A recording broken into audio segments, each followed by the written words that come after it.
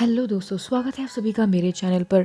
मेरी आप सभी से रिक्वेस्ट है कि अगर आपको मेरी एक्सप्लेनेशन पसंद आए तो वीडियो को लाइक और चैनल को सब्सक्राइब ज़रूर करें। दोस्तों, अगर आपने इस सीरीज़ के पहले एपिसोड्स नहीं देखे हैं तो इसका लिंक आपको डिस्क्रिप्शन बॉक्स में मिल जाएगा। आज मैं एक्सप्लेन करने वाली हूँ द ऑर्डर के सीज़न 2 के चौथे एपिसोड को। चलिए बिना देरी के चलते हैं कहानी की ओर। दोस्तों, एपिसोड की शुरुआत में हम सारे नाइट्स को परेशान देखते हैं क्योंकि उनका और ऑर्डर का सारा सामान चोरी हो गया था। ऊपर से रोगवान दानवों का राजा भी मुक्त होने वाला था। रेंडल कहता है, ये जरूर तुम्हारी चोर दानव जेकिया का ही काम है, क्योंकि हमारे अलावा सिर्फ उसे ही इन चीजों के बारे में खबर थी। इधर रोगवान की वजह से ऑर्डर के टेंपल में भी हंगामा मचा हुआ था। सब अलग अलग इनकेंटेशंस की तलाश कर रहे थे जो उन हथियारों के बिना यानी सिकल्स के बिना रोगवान को रोक सके। अलिसा मिस्टोन को एक इनकेंटेशन ढूंढकर देती है जिसका नाम कंटेनमेंट स्पेल था, लेकिन इस इनकेंटेशन के लिए अजीब सैक्रिफाइसेस देने पड़ते।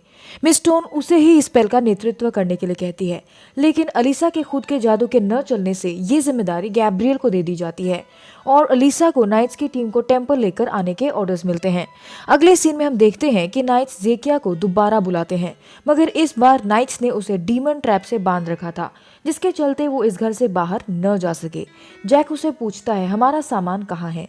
वो उसे कहती है, तुम लोगों ने रूल्स फॉलो नहीं किए। रैंडल मुझे समॉन करते वक्त नहीं था, मगर उसने बाद में ज्वाइन किया। वो शराब के बदले उन्हें बताती है कि जिस पार्टी ने उसे इन चीजों को दोबारा चुराने का ऑर्डर दिया, उन्होंने ये सुनिश्चित किया कि वह उन्हें दोबारा नहीं चुरा सकती। नाइट्स को अपनी मदद करने के लिए सवाल पूछने के एक अलग तरीके के बारे में सोचने की जरूरत थी, जिससे जेकिया उन्हें डबल क्रॉस ना कर सके। उसी वक्त अलिसा आती है और उसे पता चल जाता है कि वे क्या कर रहे हैं। अलिसा जैक को एक कोने में ले जाकर सिकल्स मांगती है। जैक उसे बता देता है कैसे इस दानव ने उन्हें डबल क्रॉस किया। जैक उसे कहता है, अलिसा तुम चिंता मत करो, मैं इसका ख्याल रखूंगा। अलिसा को जैक की बेवकूफ़ी पर गुस्सा आता है। जेकिया उन दोनों की बातें सुन लेती है। अलिसा जैक को बताती है, ये परेशानी तो कुछ भी नहीं है। रोगवान के आने के बाद क्या होगा इसका हम अंदाज़ा भी नहीं लगा सकते। रोगवान के आने की खबर सुनकर जेकिया खुशी से झूम उठती है। वो कहती है, तुम्हारी हालत बहुत खराब होने वाली है। वो आगे कहती है, इंसानों में बहुत डर होता है जिसकी वजह से वो अच्छा काम करते हैं। रोगवान उस डर को खत्म कर देता है। अलिसा उन्हें जल्द से जल्द टेंपल पहुंचने के लिए कहती है क्योंकि वेरा उनकी राह देख रही। जैक जाने से मना कर देता है क्योंकि वो सिकल्स ढूंढना चाहता था। रेंडल और हेमिश ऑर्डर की मदद करना नहीं चाहते थे, मगर अलिसा उन्हें समझाती है ये समय साथ मिलकर रोगवान को हराने का है। हेमिश जैक और लिलिथ को सिकल्स ढूंढने के लिए भेजता है और खुद रैंडल और अलिसा के साथ टेंपल पहुंचने के लिए तैयार होता है। इस बीच वेरा और केपलर रोगवान को टेंपल के अंदर कैद करने की तरकीबें ढूंढती हैं। मिस स्टोन कहती हैं वो रोगवान को टेंपल में कैद करेंगे और इसके बाद वो उस पर पैरालिसिस स्पेल कर देंगे और आखिर में बाइंडिंग स्पेल करके उसे टेंपल के अंदर ही बांध कर रखने की कोशिश करेंगे। केपलर उसे एक्सीडियम स्पेल करने का सुझाव देती है। एक्सीडियम स्पेल से उनका पूरा शहर तबाह हो जाता और वहां सब के सब लोग मारे जाते। वेरा ये तय नहीं कर सकती थी कि इस घातक स्पेल का उपयोग करना है या नहीं। इसका निर्णय सिर्फ काउंसिल ही ले सकती थी, लेकिन काउंसिल की हेड केपलर थी। वो यह करने के लिए मान जाती है। वेरा डिसाइड करती है कि सारे स्पेल्स यूज करने के बाद अगर वो रोगवान को रोकने में कामयाब नहीं हुए तो वो अंतिम उपाय के रूप में एक्सीडियम का उपयोग करेंगे। तभी वहां गैब्रियल आकर कहती है कि सारी तैयारियां हो चुकी हैं। सीन बदलता है। जैक और लिलिथ जेकिया को उन्हें भूतकाल में ले जाने का ऑर्डर देते हैं। जेकिया मान जाती है। अगले ही पल जेकिया जैक और लिलिथ को एक स्टोर रूम जैसे कमरे में छोड़कर गायब हो जाती है। वह जैक और लिलिथ को बेलग्रेव के बाहर 50 मील की दूरी पर आर्टिफैक्ट्स पुरानी कीमती सामानों से भरे एक बार में छोड़कर चली आई थी। जैक लिलिथ को सिकल्स खोजने के लिए कहता है। इधर निकोल और गैब्रियल तैयारियों में लगे हुए थे। अलीसा रैंडल और हेमिश के साथ टेंपल पहुंचती हैं। मिस स्टोन उनसे जैक और लिलिथ के बारे में पूछती है। अलीसा उन्हें कहती है कि उसके उन तक पहुंचने से पहले ही जैक और लिलिथ सिकल्स ढूंढने के लिए निकल चुके थे। समनिंग का समय हो चुका था, इसलिए वेरा समनिंग शुरू करती है। वो लोग रोगवान को जल्दी बुलाकर पकड़ने वाले थे। ये लोग स्पेल करना शुरू कर देते हैं। इधर जैक और लिलिथ उस स्टोर रूम में सिकल ढूंढ रहे थे। तभी उन्हें किसी के आने की आहट सुनाई देती है। वो आदमी जान जाता है कि कोई स्टोर रूम में है, क्योंकि उन्होंने जमीन पर स्पेल कर रखा था, जिससे वो आदमी उन्हें महसूस कर सकता था। जैक और लिलिथ को भी इसकी खबर लग जाती है। वो आदमी उनकी तरफ आगे बढ़ता है, मगर ये दोनों वुल्फ बन चुके थे। वो लोग इस आदमी को मार डालते हैं। इधर ऑर्डर दानव दुनिया और उनकी दुनिया के बीच रास्ता बनाने में कामयाब होता है और रोगवान दानवों का राजा आखिर में मुक्त होता है। उसे पहले से ही खबर थी कि ऑर्डर क्या करने वाले थे। वो चुटकी बजाकर वेरा को बेहोश कर देता है।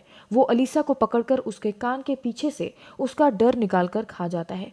अलीसा खिलखिलाकर हंसने लग जाती है और उससे कहती है कि वो उससे नहीं डरती। रोगवान ने उसके डर को खत्म कर दिया था। अलीसा की पर्सनैलिटी पूरी तरह से बदल गई थी। रोगवान टेम्पल से बाहर चला जाता है। वेरा अपने प्लान को अंजाम देने में नाकामयाब रहती है। गैब्रियल अलीसा को पूछती है, अब तुम्हें कैसा लग रहा है? अलीसा बरसों का बदला एक तमाचे से लेती है। इधर जब वेरा को होश आता है, वो हेमिश को अपने पास पाती है। वो उसका ख्याल रख रहा था। वो सबसे पूछती है, तुम लोगों ने प्लान के मुताबिक एक्सीडियम क्यों नहीं किया? केपलर जवाब देती है कि उन्हें एक्सीडियम करने का मौका ही नहीं मिला। रोगवान तब तक टेम्पल से बाहर जा चुका था। मिस स्टोन उन्हें एक्सीडियम की तैयारियां करने के लिए कहती है। वेरा हेमिश और रेंडल को बता देती है कि वो जानती है कि उनकी यादें वापस आ गई हैं, लेकिन पूरी दुनिया पर रोगवान का कहर मंडरा रहा था, इसलिए वो एक नई कवर स्टोरी सुनाती है। वो दिखावा करते हैं कि वेरा ने उन्हें वेवुल्फ की शक्तियां दी हैं ताकि वे अपनी ताकत से रोगवान को वापस टेम्पल के अंदर ला सके। इधर रोगवान के डर से यूनिवर्सिटी के सारे बच्चे इधर उधर भागने लग जाते हैं।